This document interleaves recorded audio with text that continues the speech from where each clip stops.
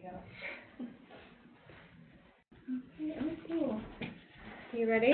Yes, we are. Start? Yeah. Thank you very much for coming. We're very excited to learn more about this project. I've heard a little bit during the CDLC meetings, and I know that some libraries are doing similar things, and that's why I was interested. I just thought it might be interesting for our students to know more about this program. We'd like to hear what other libraries are doing, because that can help us. Yes. Cool. Yeah, so our project is called Community Voices, and we're going to talk a little bit about what we did last summer, and we're going to try to repeat that again this summer, so it'll kind of be a mix. We're hoping that we do it every year. And Melody, I think you're going to start us off. Okay, usually I'm a Mac user, so, okay. So we are Community Voices is the name of this project that specifically engages immigrant and refugee youth. It's part of a larger organization called Gate City Writes that you may have heard of, where we do the Young Writers Camp here in the summer. We do professional development for teachers.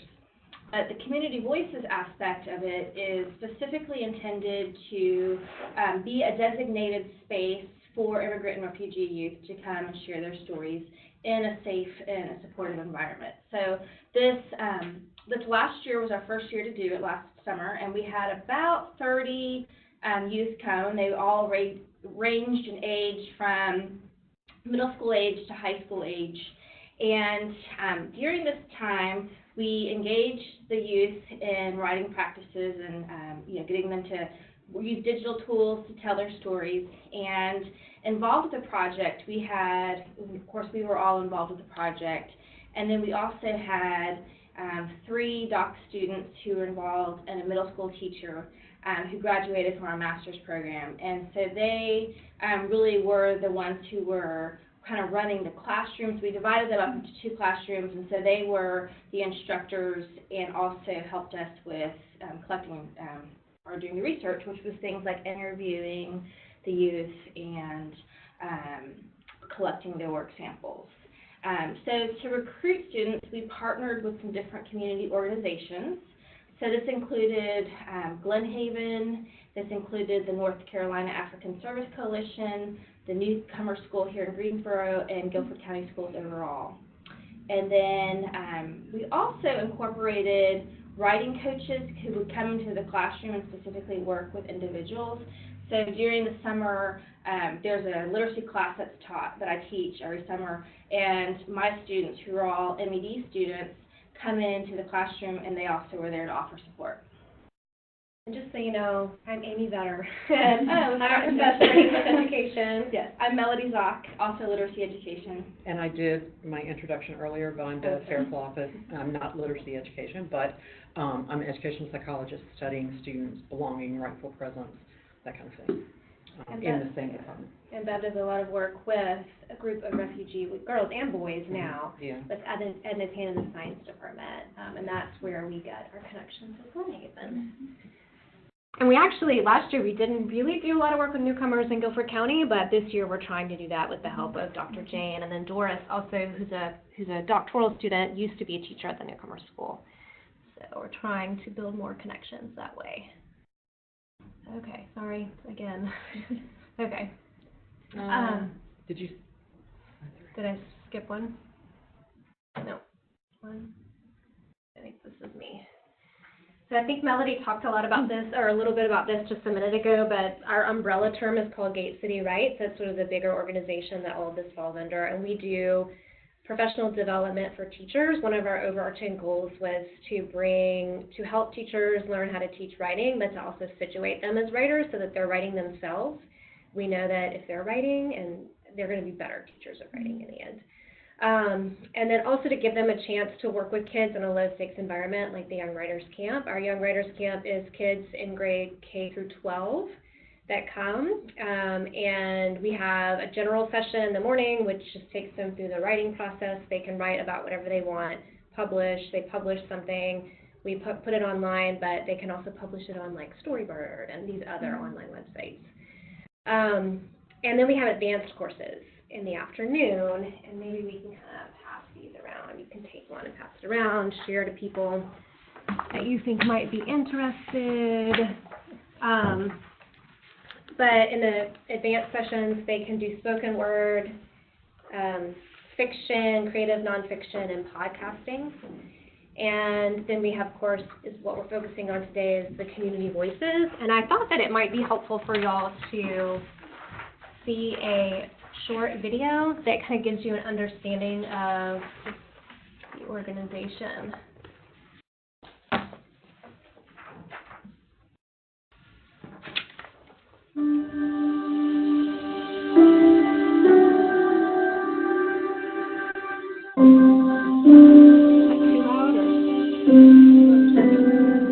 So the camp was created about 5 years ago, and the reason we did it was because we felt like there was not a place locally for kids to have an opportunity to write. One of the things that the students really appreciate is that they actually get to choose what they want to write about, which is not something that they really get the opportunity to do in school. And once they get to do that, they can actually flourish as a writer because they're comfortable with the topic that they're writing about and the genre that they're writing in, and so they really get to grow and learn as a writer.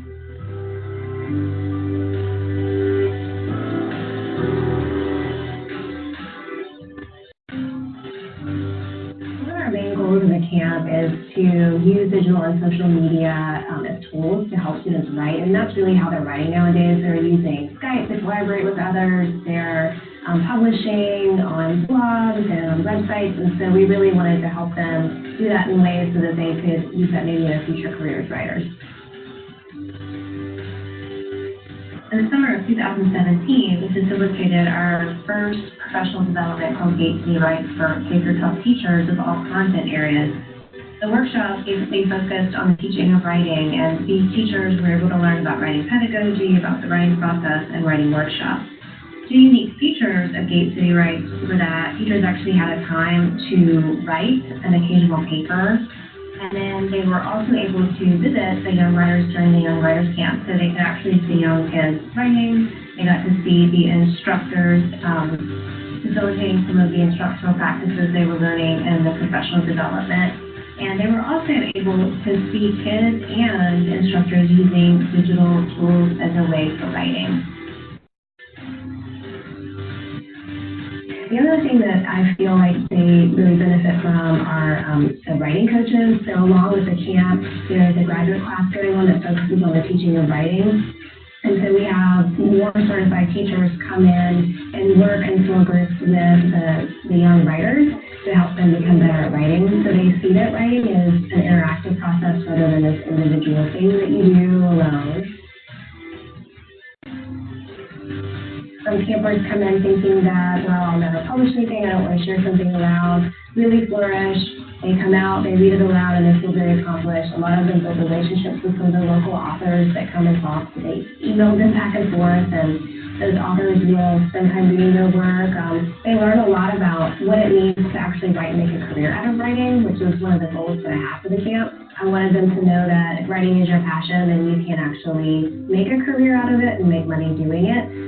They just needed to make those connections with the writing community in the local area to figure out how that might work for them.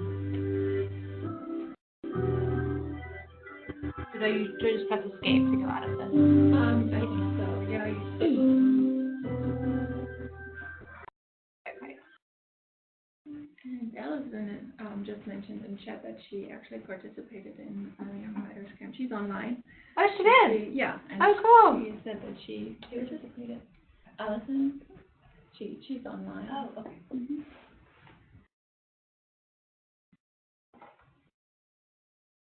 Okay. So as we already said, this is something that happens during the summer, and so it's always for 2 weeks in July, usually kind of the middle 2 weeks of July, and camp is always from 9 in the morning to 12. I think we said there are some afternoon workshops, but the community voices part is just in the morning. And this year our dates are the weeks of July 8th, and then it runs through the 19th, so Monday through Friday. So how did you get them to go forward in? That's just a little arrow right there. Yeah, how do I offer this? Okay, and where does this take place? It is, of course, primarily on UNCG campus. We want the youth to see a college campus as a place that could be part of their future, as could be part of their identity. And so they get to work in classrooms, they get to the auditorium at the bottom is a place where where writers come and share their writing and speak to the youth about writing. So they get to see the auditorium and they get to every day meet a different writer.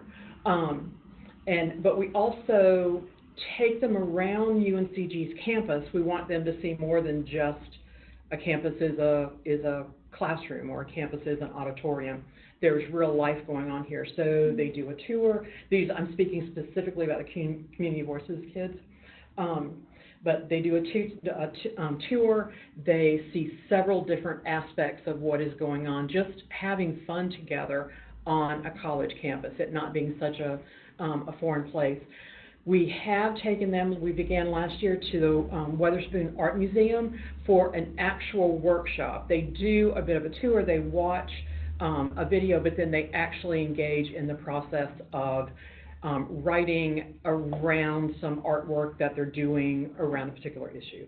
So they can, we may have said this before, but they can write in their own language, and a lot of them do. It's very, very open for them to do what is meaningful to them after this experience at the art museum, still at the art museum, but after the experience of seeing more of the art museum. And then we try to open it up by all these digital tools. So they are exposed to many ways to engage in writing digitally, which kind of just opens their world. And they talk about the fact that, you know, in their community they would never have, they certainly would never have had this as in refugee communities, but very often they don't have these tools at home, and it really supports their writing. And this summer, well, in May actually, we're trying to broaden this a little. In May, they are scheduled to go to Greensboro Bound and present. Do you know what that is? Their writing. Was that a yes or no? They know. They said yes. Okay. And actually read their writing. This is, I don't know if you've seen this yet, but the book that they created last year. There's great visual. We partnered with someone in the School of Art. Is that right? We had design students who actually designed the book and laid it out for us. But anyway, they've written about everything from moving to the United States, new friends, learning English, where they lived before and what they loved about that or didn't love about that, their experience as a refugee. But they wrote these stories, and these just came out.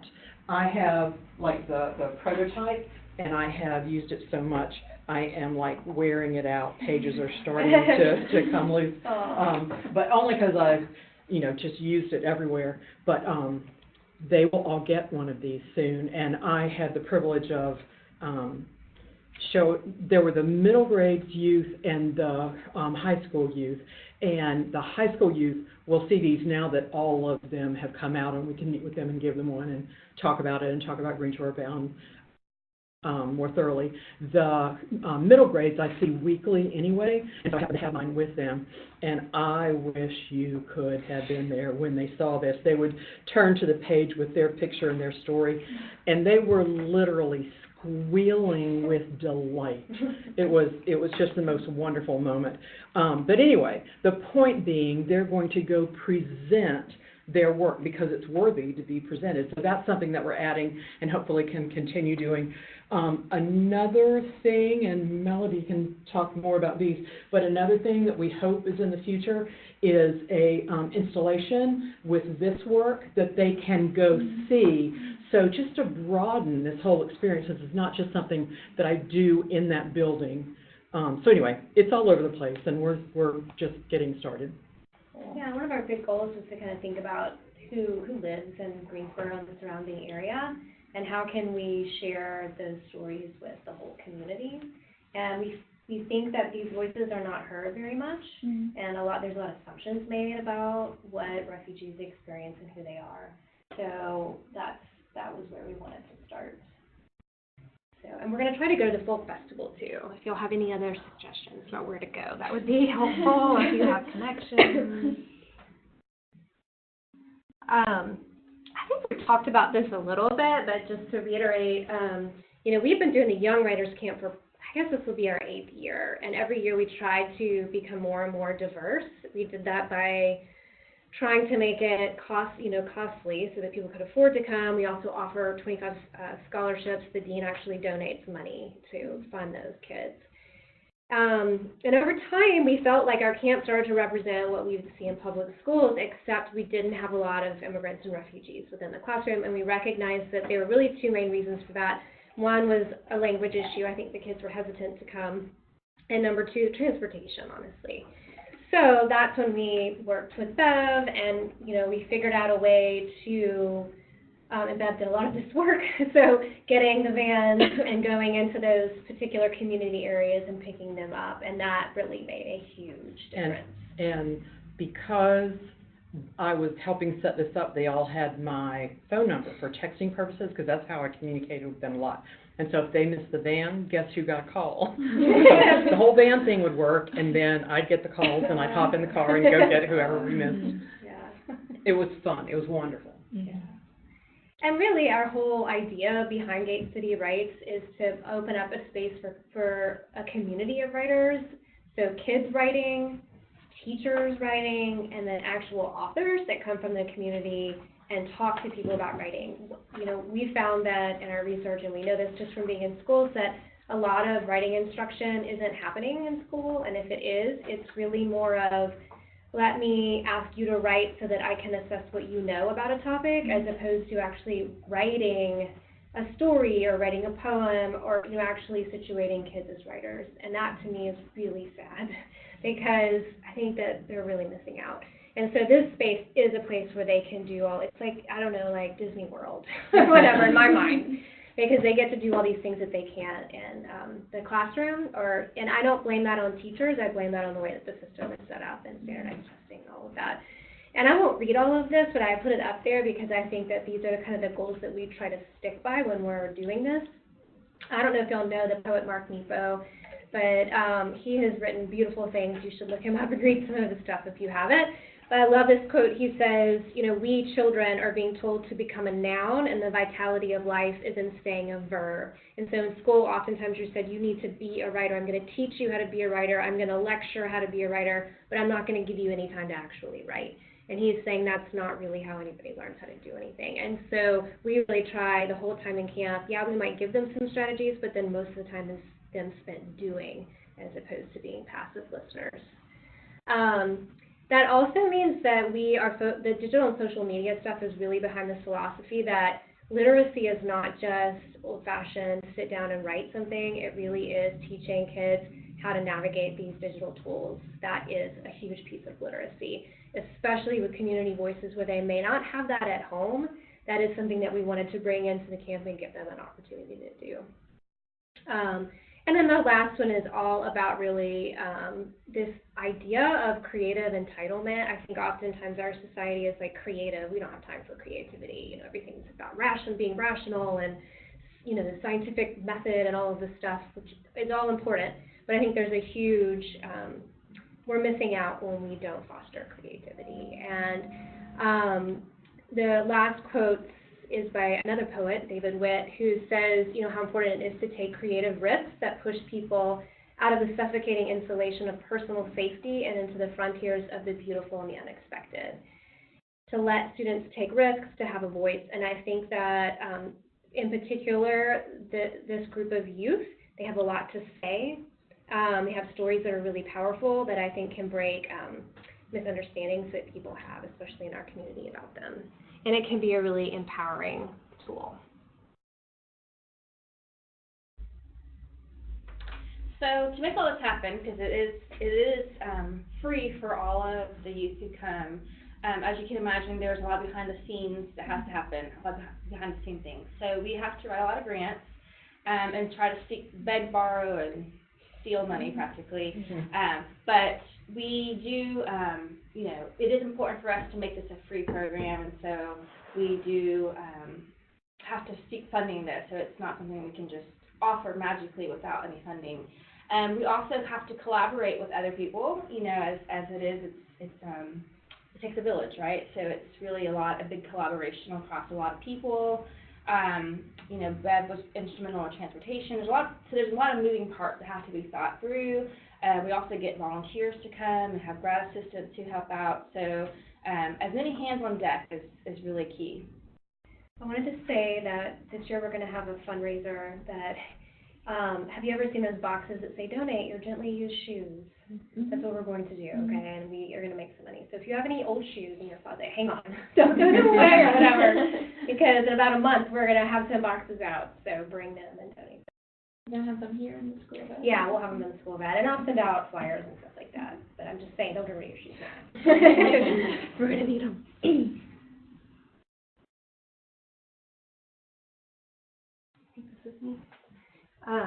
Just so you know what a typical day looks like, I think Beth talked a little bit about this earlier, but it's 9 to 12. From about 9 to 9:30, we have local authors come and talk, and we try to bring in all kinds of writers. We really take on this broad understanding of what it means to be a writer. So that's, a poet, a fiction writer, but it may also be a marketing person, a person who creates films, a playwright, a journalist. We try to just bring all of these different kinds of people in so that kids understand that writing is really this really broad thing.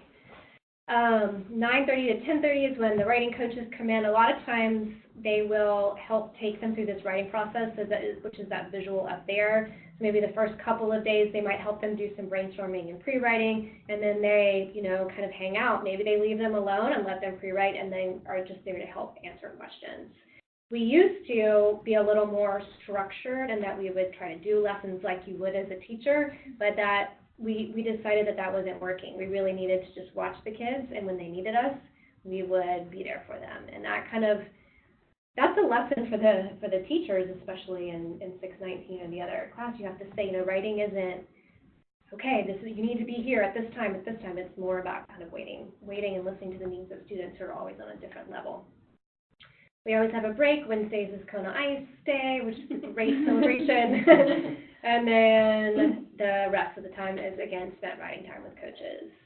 And they go through pre-writing, drafting, revision, editing, publication. And, it's not necessarily always that linear. You go back and forth, but that's kind of how we try to approach it.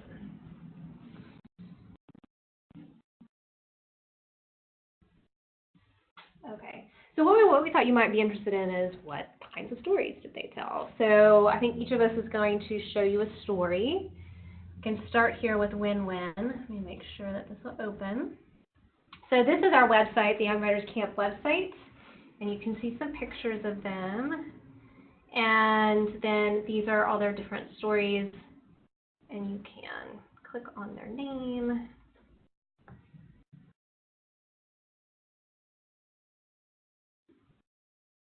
And at first, our big idea was to actually create a digital story where they use like iMovie and all of that, but that ended up being a skill that was too difficult, I think, right, to take on. Yeah, the first year at least, and with the students' first experience with it. So this became the best way to do it. So we just kind of went with it. So I'll just read it to you so you can get a sense of what some of them are like. This is called Leaving Thailand for America.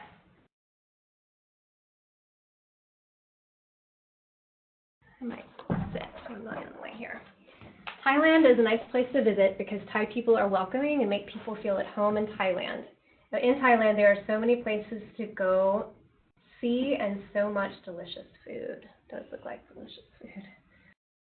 When I was born, I always laughed so different from other kids, so my grandparents see me so different from other kids laugh, so they gave me a nickname, is Nani. Nani means smile in my country, and other work means baby. When I was young in Thailand, I lived with my grandparents because my mom and dad had to go to work in the city. I lived in the village with my grandparents where the houses are made of wood and bamboo. The wood and bamboo were very tall. Here we lived nearby the river, and flowers and banana trees were in front of my house. My grandparents walked me to school every day. Sometimes my parents took the day off to come visit me. When I was 8, my grandparents told me we would be moving to America. I didn't know we would be going to live there forever. I was confused and sick about it. I was sad to have to leave my friends behind. When we were leaving to come to America, all my family and friends came to say goodbye to us. And my first day of America, I was so nervous to go outside. After 3 days, my cousins came to my house and said, "Let's go outside and play." The next day, I started to get along with other people and have a lot of friends. When I started to go to school and I went to my first class, there were so many kids in the classroom. I felt like they were all looking at me. I was so nervous that I froze like an ice. At the time, I didn't understand English, but now, after 1 year, I learned a little English. Coming to America has changed me a lot. I have learned how to read, write, and speak more English. I miss my home in Thailand because I have a lot of memories of my friends and family. Thailand and America seem different to me. In Thailand, there are so many supermarkets to go buy food, but in America, they had a different kind of store, and the food tastes so different from food in Thailand. But I will never forget my family and my village. One day, I will see them again. And then Win-Win is her name, and that means friend in my country. My nickname is Nani. It means smile. And of course, just trying to give credit to you, which is a good practice. Okay. I know y'all would like that. I have one more. I have another one to share. And the one I'm going to share is, I think it echoes some of the other stories that we heard, in that a lot of these youth, even though they're young, a lot of them did talk about things about fairness and injustices, and so they're very acutely aware of the injustices in their own countries that force them to have to leave. And so this one, you'll see some of that come out in his writing. I also thought it was really interesting how not only do they talk about injustice and like he even uses the word human rights, but they also tell it in a way it's like almost like they're informing us, like they know they have to educate us about their experiences and about their political context of their countries that we might not know about. So this is called Trip to USA. I was born in Egypt, but I'm actually Sudanese because my mother and father were born in Sudan, where it was a poor place and a lot of war. My family had to suffer to live in a safe place, so they traveled to Libya and came to Egypt to live. When my parents got to Egypt, they applied for the United Nations to help us become refugees to come here. Then we waited 8 years. Next, one day, United Nations helped our family to bring us here. I was 8 years old when I came to the United States. Egypt was a beautiful country, but Egypt life was difficult because there wasn't human rights. My family had a hard life to make enough money to pay bills, and we had no car, so we had to pay to ride a bus. Sometimes my parents had no money for my sister and me to go to school. Then we walked for a long way with Dad. In school in Egypt, we had to pay for lunch and a uniform, and in Sudan, my mom stopped school in middle school, and my dad stopped in high school. When I came to the United States, no one in my family knew English to talk to people, but there was a community center. They helped put me and my sister in school and help us with homework and take us to trips. In school, it was hard to make friends because I did not know English, but after a while, I had to go back home, study hard, learn from my class, and ESL teacher. Then I learned English in 5 months. The definition of helping is to give or provide what is necessary to accomplish a task or satisfy a need. My family was very excited for the help of coming here. Always said, "Thank you," but we felt thank you was not enough. My parents teach us to find all ways to help and give back. I want to say thank you to all the people that help. The name Muhammad is an Arabic baby name. In Arabic, the meaning of Muhammad is the Arab founder of Islam. Muhammad is held by Muslims to be the chief prophet of God. They did a lot of, sometimes they would do check-ins in the morning, and part of that was really talking about their names. because, you know, sometimes when they come to the United States, people try to give them other names. I have, Oh, it's and not we a- tried to I have say- go back to the high school. Keep your name. Figure out where it comes from. Another thing that we did differently, and we're working on how to adapt this year, but another thing that we did, You have to open the PDF. yes, I will. Go down where it says right there, download file, open that. Okay, so can you stay on that page for a second? Sure. And then I'll go down to the download file. One thing we did differently with the community voices was, after trying some of the authors' meetings in the morning, we started spending that time instead, not every day, but on many days, with just morning meetings, just getting to know them, talking about a favorite word in their language. It's also interesting to point out that because of the population that came, the middle school students, middle school age students, had much more comfort using English than the high school did. And I think it might be because they live in a community where this is worked on from the time they arrive, and they're there for like 2 years before they have to have learned enough English and found a job and find their own home. But anyway, their English is better. So this is, what these students created was actually this book. Now, you've seen the book in that form, okay, but they created, this is the high school students. Well, this is fun. That's them in front of the Kona ice machine, which they loved. And then these are the students.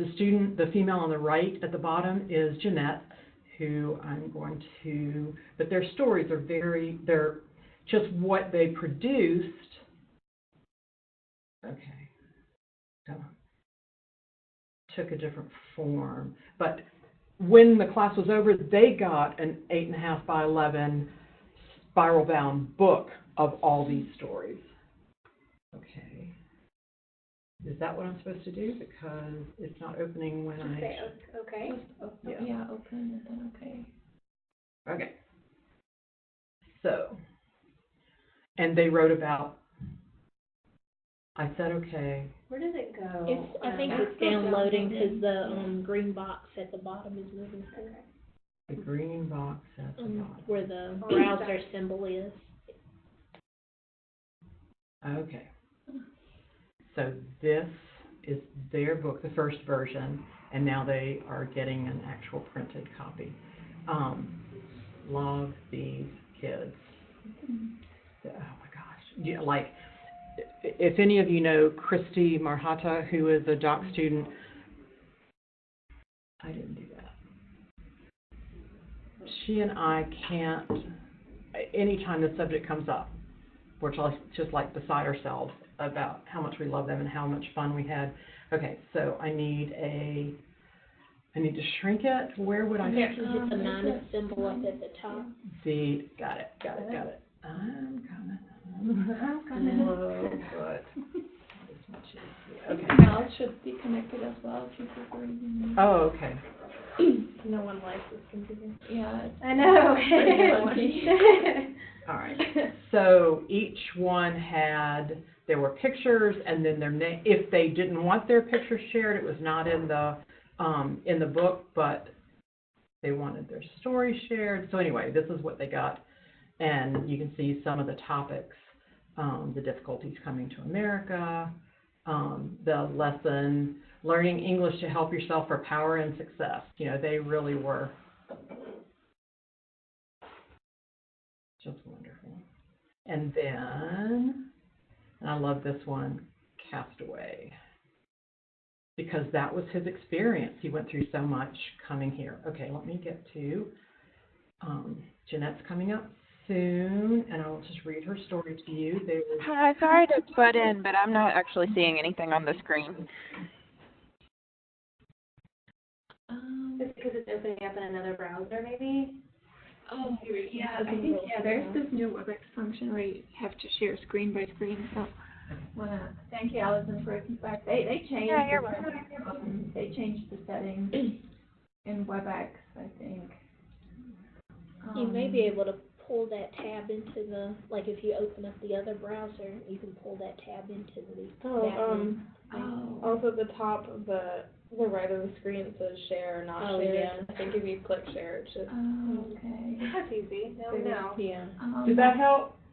Can you Yes, please- thank you. Okay, Yay. all right. Sorry, didn't Yeah, anticipate that. yeah. He was a net seller in, Tanzania. And here comes Jeanette, that's Janet, not to be confused with Jeanette. So, this is her. She was very fashionable, very stylish, presented herself as mature and kind of the mother of some of the other students, even though she was only 16, she wasn't any older than the others. My name is Jeanette Kalingi, and I was born in Congo in October 2002. When we were in Congo, we were slaves to rich people, and we used to work hard, so we had to move. So we moved to Burundi. Oh, come on. I didn't do that. Don't be difficult.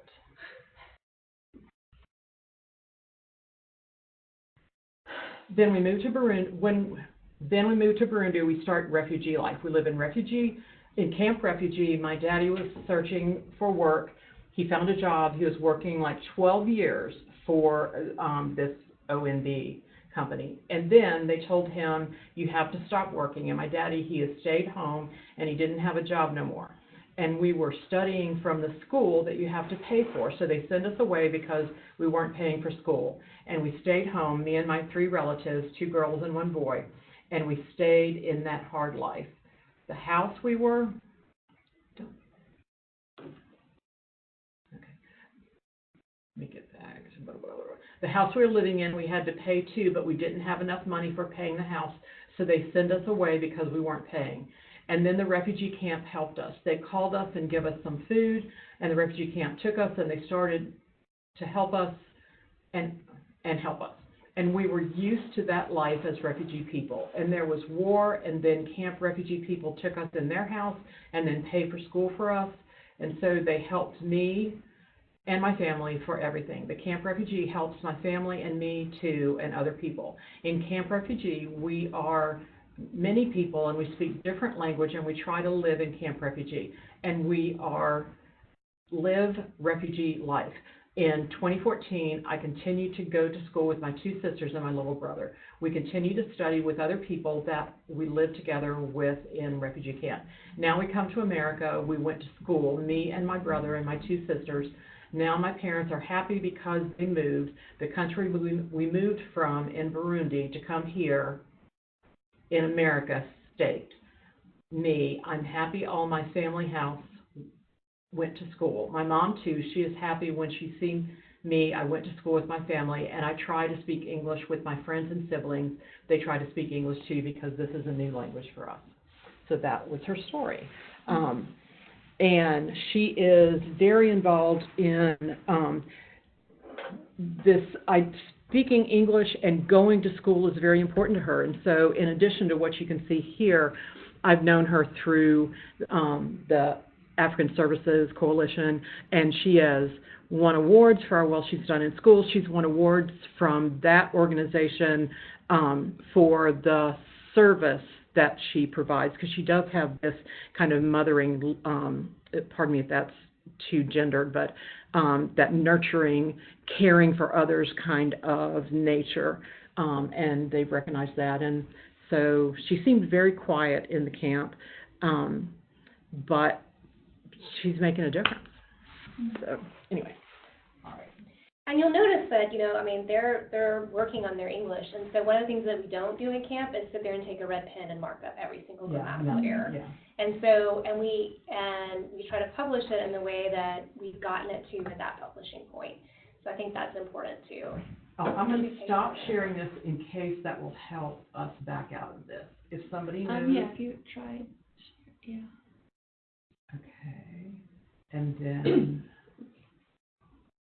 I think you just go out of that. Yeah, I was trying to get this box in the way. I was trying to get over to the X, to X out of this. But if I just go back to this, this is going to take us to the right place, right?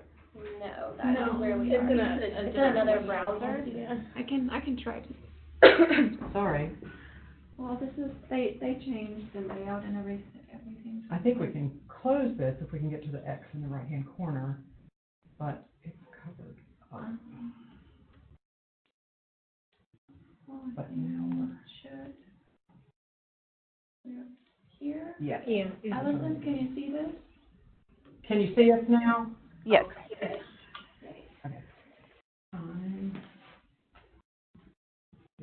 Okay, so this is the right next slide, right? Yeah. So we were interested in hearing their stories, learning from them, just creating space where they could make sense of their experiences and talk about their experiences, their perspectives. These are just some of the things that we saw them do in the conversations and the writing in camp. One important one was counter storytelling. If you think about it, often in our sort of culture in America, immigrants and refugees can have sort of a deficit lens placed on them, when in actuality, one hallmark of this group of people is their resilience, because what they've gone through. It's made them stronger, and some of them spoke to that directly, and some of them that's just revealed in their survival and their the things that they did say or did talk about. And so counter storytelling is something that matters a lot to us for them to have the opportunity to do. So that's one thing that we saw. There are some that talked about assimilation, learning the language, fitting in, looking the part. There's some that talked about that. So there are some for whom that was very important. Building friendships, building allies, a community that takes you in and takes care of you. The first friend I made in America, that kind of thing is a common theme. And they also do a good amount of giving advice, like saying, learn English. This is going to help you. So they are giving advice. Practicing agency. They're certainly practicing agency. I don't remember exactly what we said when we were talking about that, but I think you can hear in what we're saying, them making a place for themselves, that kind of agency that comes from just a little bit of critical consciousness, sort of feeling like I have a rightful presence here, and so I can do this. Like the students, several of them were involved in the African Services Coalition, just doing service. And in their communities, they do that as well. They'll go with their families to do service at their church or that kind of thing. And just reading the world, coming to understand and see clearly globalization, prejudice, all those kinds of issues they come to understand because of their experiences, and then are able to write about and talk about the insights they have into the world. They also, many of them, they really care for and miss the countries they had to leave.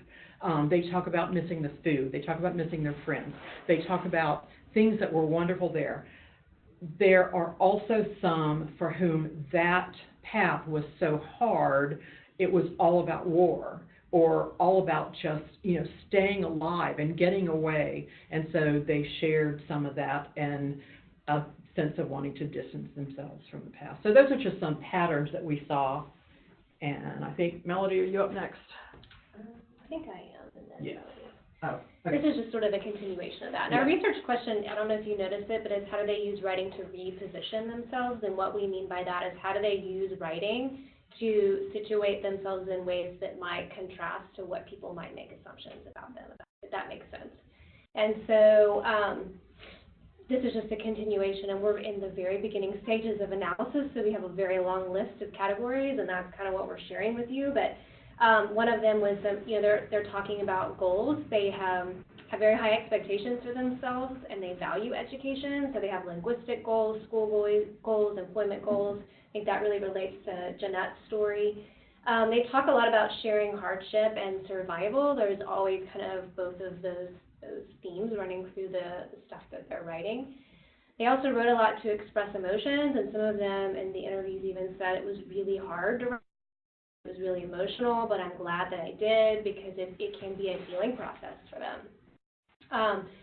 A lot of the people pointed out inequities that were going on within their country, and that was one of the reasons why they came here, but that didn't necessarily mean they didn't miss where they came from. Using their stories to empower others, to tell them, this is what I want you to know about my country. I don't want you to just think it's just this war-torn place where people kill each other. I want you to know that there's all of these other things. They also felt it was important to develop a bilingual identity, even though a lot of them, of course, wanted to assimilate in some way or another. They were also working hard to keep that bilingual identity going. Teaching others about their past country self, we've hit on that a little bit.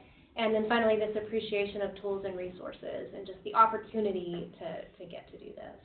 It's really a pleasure to work with them because they were so excited to have the time and space to do it.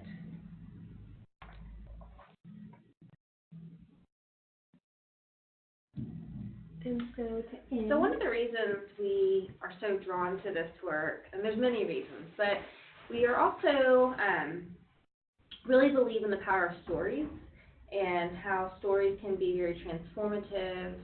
And so I'll just read this little blurb to you about stories. So one's stories about themselves are not carried over stably and coherently across interactional contexts and moments, but constructed dialogically and dynamically and improvised in the moment of interaction. In these locally constructed stories, narrators negotiate multiple outside forces that pull themselves in different directions and author stories that are sometimes aligned with the dominant narrative and at other times challenge them. And then this is really kind of part of like the purpose of what we're doing.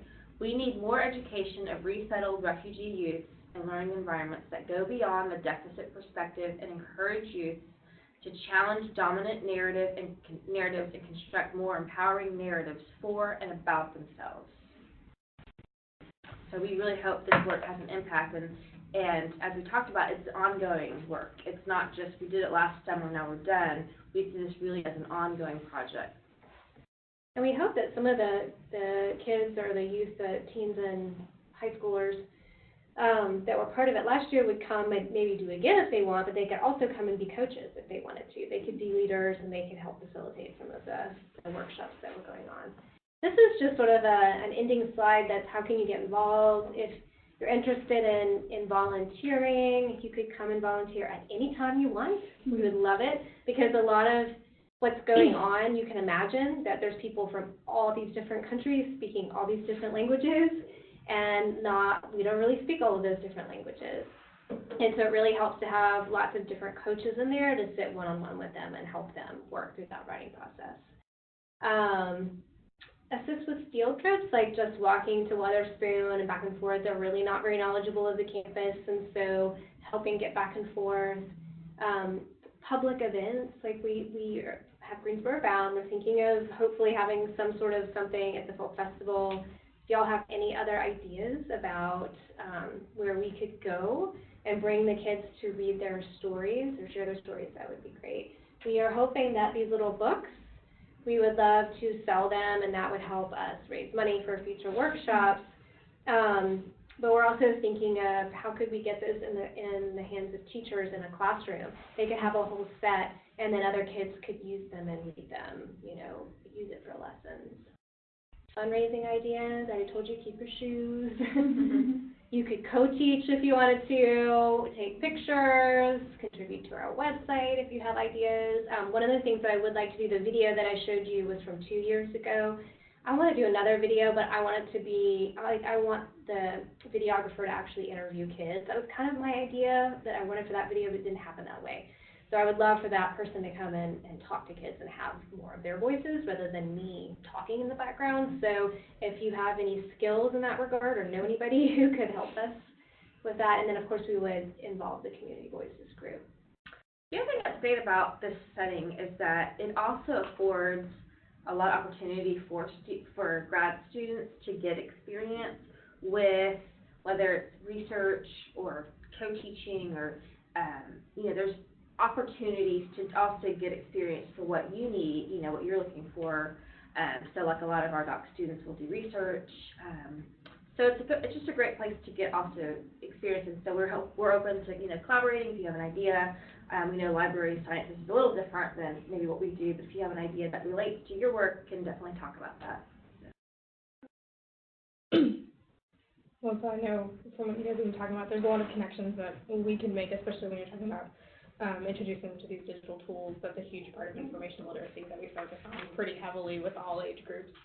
So that's definitely even one connection that we could definitely assist in the future. And I know we're definitely going to try to urge the incoming exec board for Melissa to maybe look at definitely thinking about volunteer opportunities and maybe collaborating. Awesome. And I'm really glad also to hear about this program, because especially for those of us going into public libraries working with refugee populations, because I want to be a youth services librarian, so the things that I've seen you guys do, we could turn that into programming of some type in the public library. So thank you guys for sharing this.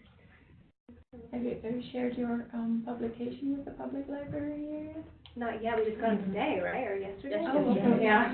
Because they would probably be interested in having a copy. And that would be another opportunity maybe to reach out or to have people read these stories.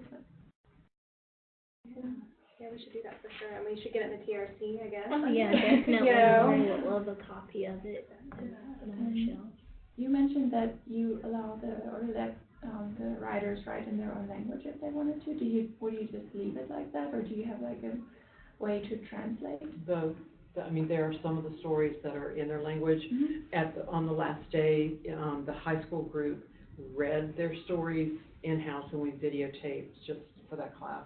And some of them read in their own language, and some of them read in English, but it was completely up to them. Because we're really trying to honor their home languages and think about that idea of translanguaging, what's comfortable for them. And then also we had, in one of them, I remember one in particular, but it might have been more in the high school adult classroom, where he wasn't really literate in his first language, and so it was really working with him on how to write his name. And then the sentence, my name is, so really kind of meeting the needs of their And he was, how old, 19? Yeah. Something like that. Yeah.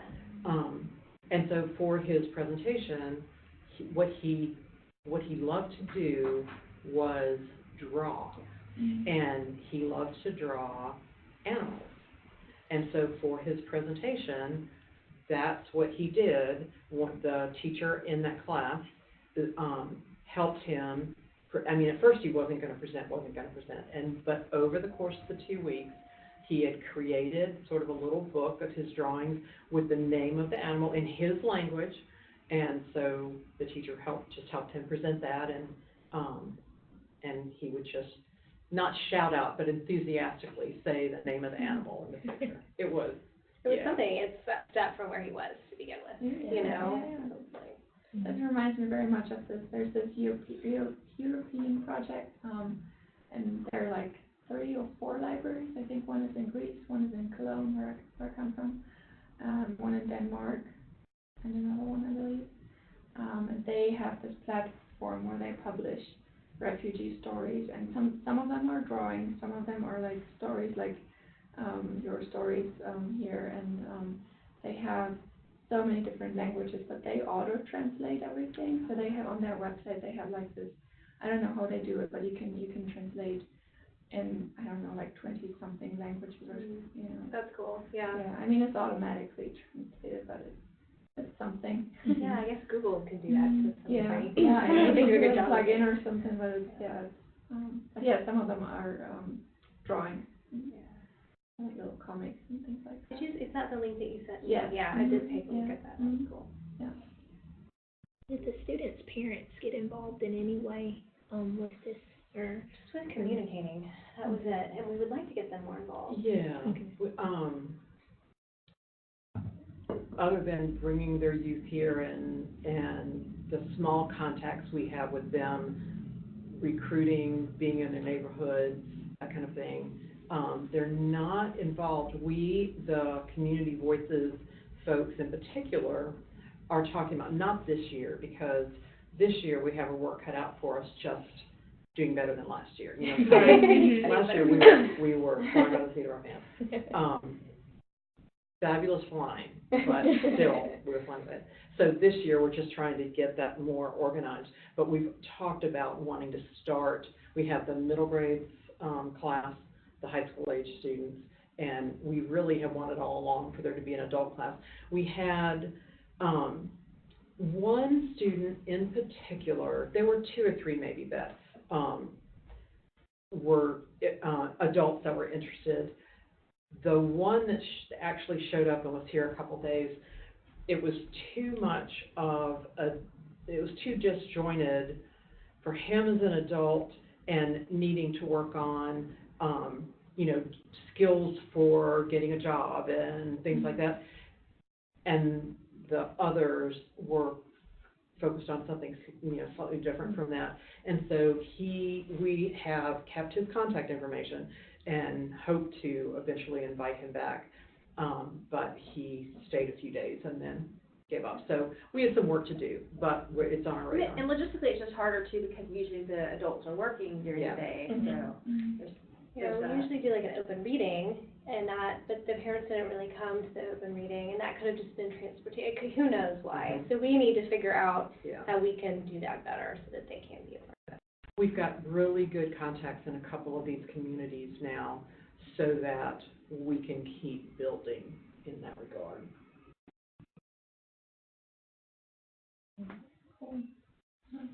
So if you have any ideas after you process, let us know. We would love to collaborate in any way. Thanks for the invitation. Yes. And I feel like there could be a lot of opportunities for like LIS students to, you know, make connections or help or, are you okay with, when we share, for us to share this presentation? Oh, yeah. So it can, And maybe some who live in the area might be able to volunteer, you know, in the summer too. That'd be great. And what we might do then is invite some of y'all maybe, because we usually have an initial camp meeting. Maybe it might be helpful if we ask y'all to kind of come in and give us some ideas about digital tools we could use, because we do our best in keeping up with that, but I'm sure y'all are a lot better at that than we are, so that could help us a little bit. I don't know if that would be considered. Okay. School library. yeah, we have a lot of school librarians, school media center, people in the program, and Thanks. All right. Thank you. Appreciate it. You guys, I can take the key and mic up if you want, since I'm headed there anyway.